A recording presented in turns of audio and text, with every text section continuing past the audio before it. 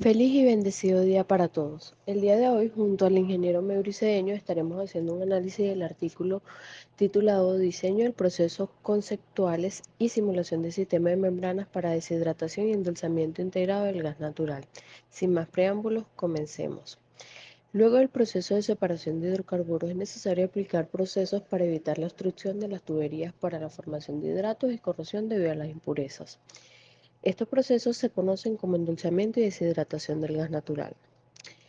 El trietilenglicol y la absorción de aminas son las tecnologías más usadas y comerciales, pero en la actualidad también surge como una tecnología prometedora el uso de membranas, sobre todo para procesar gas submarino.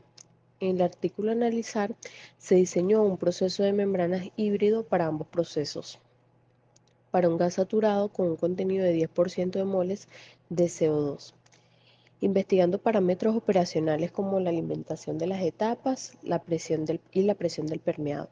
Mediante una simulación en HYSYS se identificaron presiones óptimas del permeado y alimentación por etapas respectivamente, así como el costo específico mínimo. Para introducirnos un poco más en el tema, tenemos que la demanda del gas natural ha venido en aumento en los últimos años. Entre los procesos para producir el gas son la deshidratación y el endulzamiento. Debido al nivel de impurezas presentes en dicho hidrocarburo, ya sean estas las generadoras de los daños considerables a las líneas de flujo. Los problemas más comunes serían el aumento de la caída de presión y la reducción del flujo del gas por los hidratos y graves daños por la corrosión. Es por ello que surge la necesidad inminente de aplicar los procesos ya mencionados. La absorción del glicol es la tecnología más avanzada para los procesos de deshidratación del gas natural. Sin embargo, presentan ciertas restricciones ambientales. Esto debido a las emisiones de sustancias orgánicas volátiles peligrosas como el benceno, el tolueno, el etilbenceno y el sileno. Aunado a esto, este proceso complejo requiere almacenamiento, reemplazo y eliminación de solventes, aumentando el costo operativo. Por otro lado, se tiene que las ventajas para este método es una alta interfaz entre la fase gaseosa y líquida, sin inundaciones y formaciones de espuma. Esto es altamente beneficioso para la deshidratación. Por lo general, son sistemas compactos, ocupan poco espacio y sirven para las ubicaciones remotas o submarinas en comparación con la absorción. Son variadas las membranas probadas para la separación en cuanto al agua del gas en condiciones naturales. Y la deshidratación de los gases se revisó en las literaturas y muy alta selectividad para algunas membranas, como se informaron, por ejemplo, las de acetato de celulosa o las de polimida, entre otras. Cabe destacar que los rendimientos informados tanto para la permeabilidad del agua como la selectividad de la relación entre el agua y el gas se obtuvieron con a una mayor temperatura y presión operacional de la membrana baja.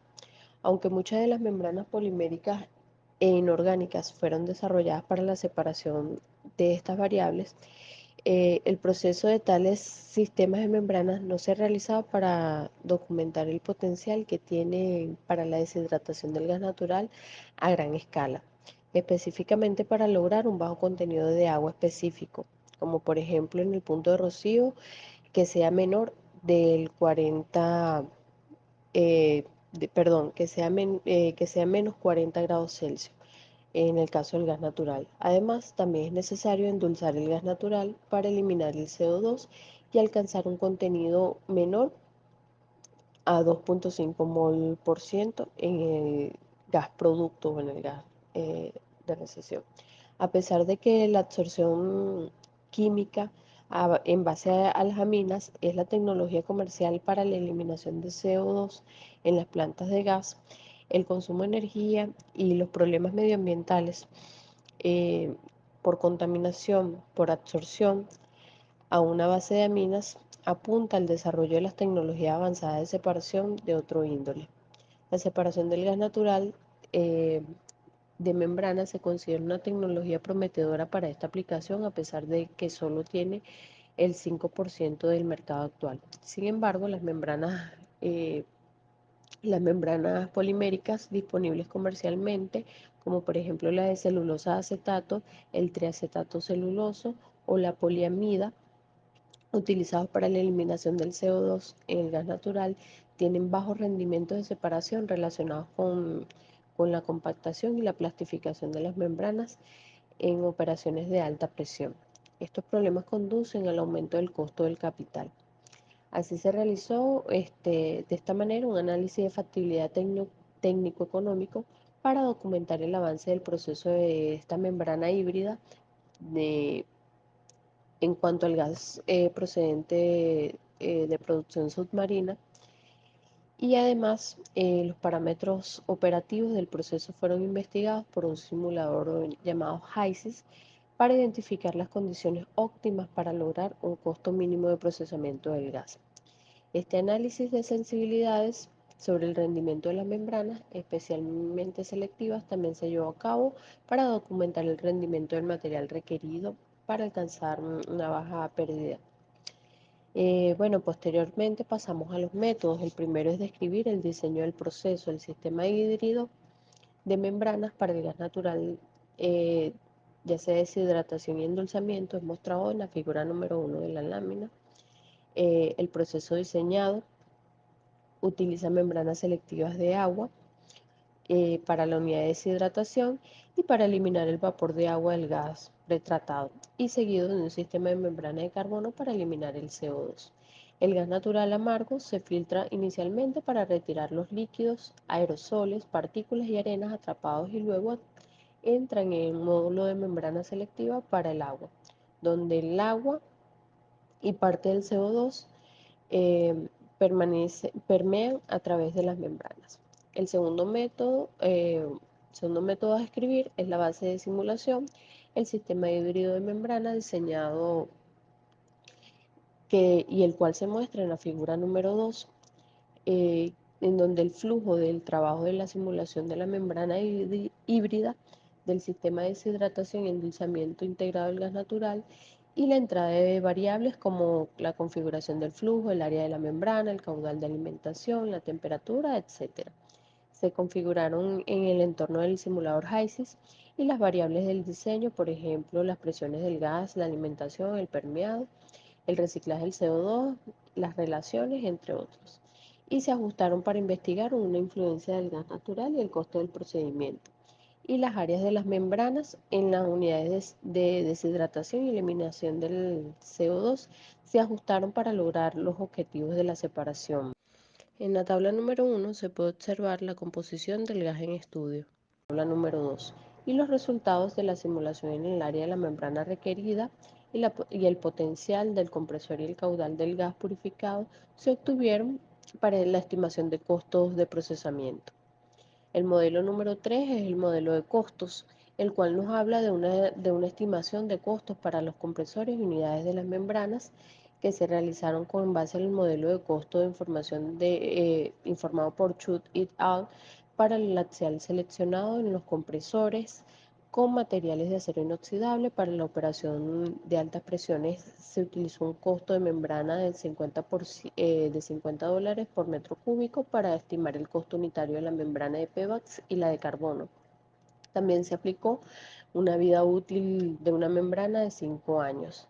Y el último modelo es el estudio paramétrico del proceso, donde la simulación del proceso fue realizada en HYSYS, integrado con ChainBrain, la unidad de la membrana personalizada y el flujo, como se muestra en la figura número 3, y así se procesó, hubo un proceso paramétrico del estudio ajustado de los parámetros que están enumerados en la tabla 3, que se llevó a cabo para identificar las condiciones óptimas de funcionamiento y alcanzar el mínimo específico de costo de procesamiento del gas natural.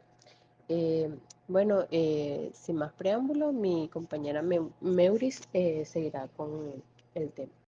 Continuando con lo expuesto por mi compañera, como ya se mencionó, la simulación fue realizada a través del programa HYSYS. Esto utilizando un sistema integrado de endulzamiento y deshidratación con membranas híbridas del gas natural. Asimismo, se estimaron los costos y la influencia de parámetros como la presión de permeado, la presión de alimentación, sobre los costos de procesamiento del gas natural. Ahora vamos a analizar el comportamiento de los parámetros para cada una de las etapas, comenzando con el efecto de la presión de permeado de la segunda etapa. Se observa que aquí la presión de permeado se varió de 1 a 10 bar, mientras que los demás parámetros se mantuvieron constantes. Recordando que lo que se busca es un gas natural seco con una alta pureza de hidrocarburos, es decir, mayor al 97,5%, se ajustan las membranas de deshidratación y remoción del dióxido de carbono. La simulación arrojó variables como las demandas de potencia del compresor y las áreas de las membranas, obteniendo como resultados que la demanda de energía en kilowatts, las áreas de membrana de la segunda y tercera etapa en metros cuadrados, y estas se pueden observar en la tabla que se presenta. De igual manera, la simulación arrojó el área de membrana de la primera etapa, es decir, de la etapa de deshidratación, que se calcula en 1,6 por 10 a la 4 metros cuadrados. Asimismo, podemos observar que las áreas de la membrana o de las membranas de la segunda etapa son considerablemente más grandes que la de la tercera y primera etapa. En el gráfico presentado se puede observar que el costo específico mínimo de procesamiento del gas natural se obtiene a una presión de permeado de 4 bar, siendo de aproximadamente 3,06 por 10 a la menos 3 dólares por metros cúbicos.